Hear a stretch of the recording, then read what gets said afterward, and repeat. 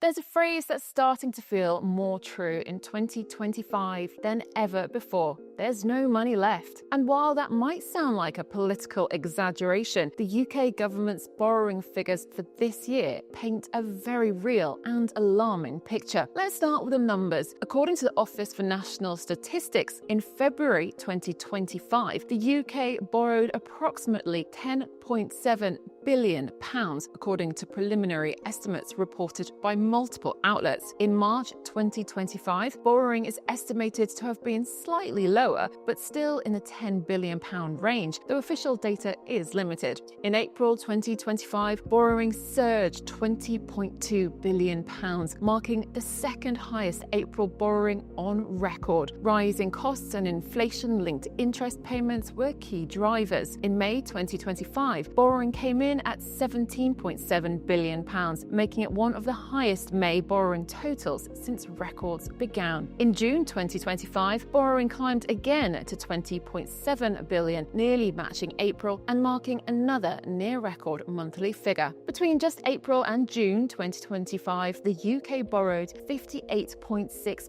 billion. That's almost £640 million every single day. When you include February and March, the first half of 2025 paints a worrying picture of mounting public debt. This level of borrowing is not sustainable, not in the long term. While borrowing is a normal part of managing government finances, the current pace and scale of borrowing in 2025 raises serious questions about fiscal sustainability. The UK is on course for one of its most expensive non-crisis fiscal years ever. So, what's driving this surge in borrowing? Part of the answer is inflation. Even though inflation has cooled from its 2022 peak of 11.1%, it's still lingering above the Bank of England's 2% target, hovering around 3.6% in June 2025. That might not sound like much, but here's the problem. A large chunk of the UK's national debt is tied to inflation. That means when inflation rises, so do the government's interest payments. In June 2025 alone, the government paid £16.4 billion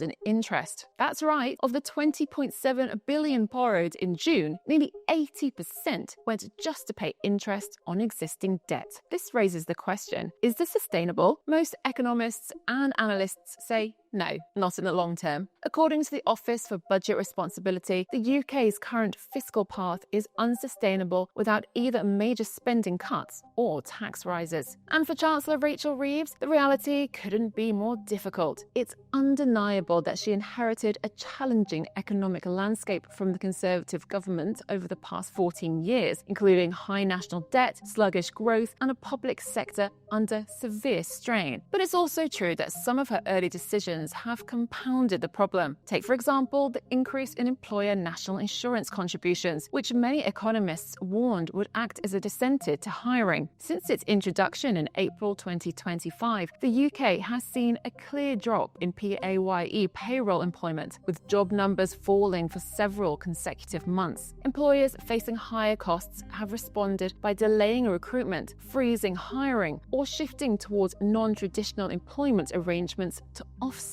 the additional burden. This contraction in the traditional labour market has not only weakened the pace of recovery, but also reduced the expected tax revenue from PAYE contributions. To her credit, Reeves has tried to restore fiscal discipline. Early in her tenure, she proposed cuts to government spending as a way to rein in borrowing, but those attempts were quickly met with fierce resistance from within her own party. A high-profile backbench rebellion erupted when proposed changes to winter fuel payments and personal independence payments were floated, two areas of spending that are politically sensitive and deeply tied to public sentiment. Now Reeves is faced with a dilemma. Where can she cut without causing political damage? She may need to look toward less politically explosive departments, such as administrative overheads, duplicated agencies, or underperforming grant programs in search of savings. But these areas are limited in scope and unlikely to yield the scale of reductions needed. Raising taxes, meanwhile, is no easier. The UK is already facing the highest overall tax burden since World War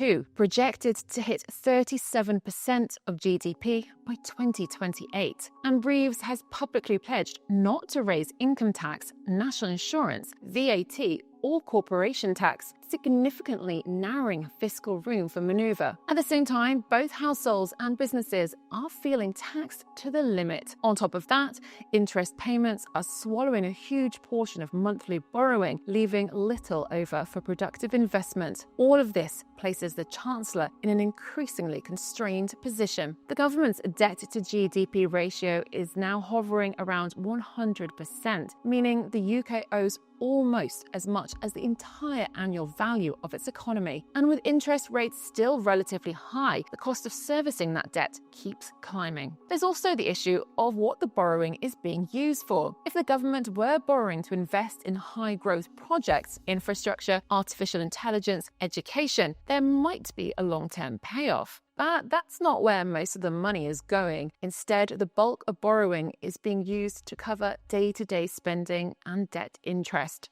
And while tax receipts have improved somewhat, especially from things like national insurance contributions, they haven't kept pace with the growing cost base. In other words, we're bringing in more money, but not enough to stop the bleeding. This puts Chancellor Rachel Reeves in a very tough spot. On one hand, there's pressure to increase spending on public services, support vulnerable households, and stimulate growth. On the other hand, there's an urgent need to control borrowing and reduce the deficit. So, what happens next? If borrowing continues at this pace, the UK could face a few serious consequences. First, the risk of a credit rating downgrade increases. Agencies like Moody's and Fitch are already watching the UK closely. A downgrade would make borrowing even more expensive, and that, in turn, would only make the UK's debt problem worse. Higher borrowing costs mean more money spent on interest payments, which then forces the government to borrow even more, fueling a dangerous cycle.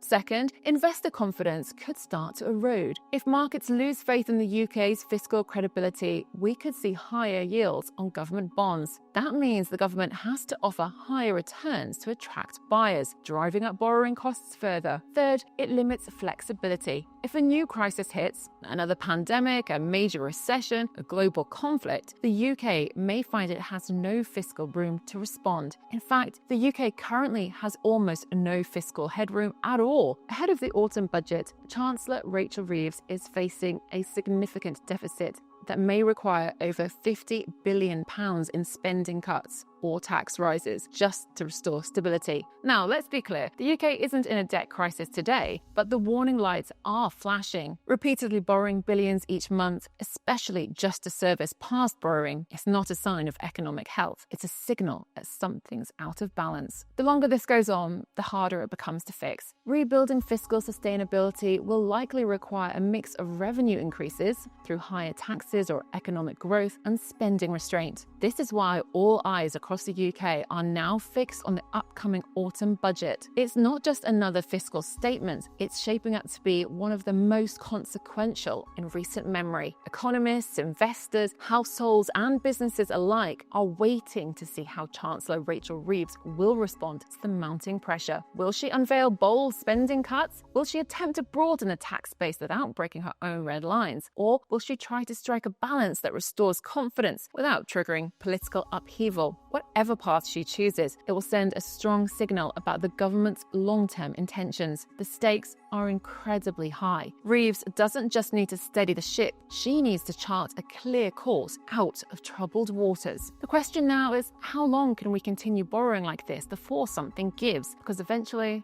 it always does. If you want to see more breakdowns like this, don't forget to subscribe. We've got more videos coming soon on the UK economy, global finance, and what this all means for your wallet.